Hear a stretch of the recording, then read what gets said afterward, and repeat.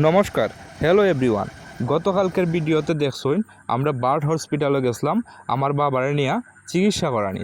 তো এখান থেকে আওয়ার যে ভিডিওটা মানে ওইখান থেকে আমার বাড়িতে আওয়ার যে ভিডিওটা ওই ভিডিওটা আমি আপলোড করবো কইছিলাম। তো আজকে এই ভিডিওতে থাকছে চিকিৎসার ফলশ্রুতি মানে চিকিৎসা করার পরে কি কি কইল ডাক্তারে, এই ডাক্তারের বিষয়গুলো আমি আপনাদের সামনে তুলে ধরবো এবং আমরা কিভাবে সুনামগঞ্জ বার্ড অফিস থেকে মানে বার্ড হসপিটাল থেকে বাড়িতে আইয়া পৌঁছলাম।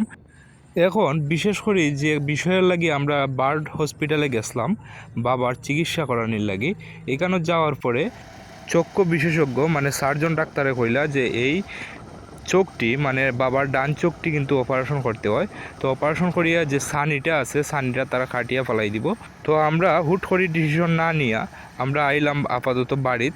তো পরবর্তী ডিসিশন আপনারা জানানো যাইব এবং আমার বাবার লাগি দোয়া ও আশীর্বাদ করবা। তো বাবার নিয়ে বার্ড হসপিটালে যাওয়ার সময় দেখছুন আমি বাসে করে বাবার নিয়ে গেছি এবং বাসে যাতায়াত করছি, কিন্তু আওয়ার সময় বাস না পাওয়ার কারণে বাধ্যতামূলকভাবে সিএনজির মাধ্যমে আমরা দিরাই রাস্তা থেকে দিরাই থেকে আমরা পরবর্তীতে দেখবা যে নৌকার মাধ্যমে আমরা বাড়িতে ইয়া ফুটছি। তো পুরা ভিডিওটা আপনারা দিতাম পারছি না বাড়িতে ইয়া পৌঁছানি পর্যন্ত, কারণ তখন সন্ধ্যা হয়ে গেছিলো কি।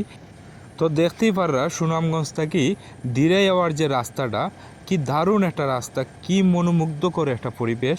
এই পরিবেশও আপনি না গেলে বা এদিকে না গেলে আপনি বুঝতেই পারতেন না। আবার আরেকটা রোড আছে এরকম সুনামগঞ্জ টু বিশম্বরপুর তাহিরপুর রোড। তো অনেক সুন্দর রোডগুলা। এখন দেখরা আমরা নৌকায় করে বাড়িতে ইয়া পৌঁছে গেছি। ধন্যবাদ ভিডিওটি দেখার লাগে।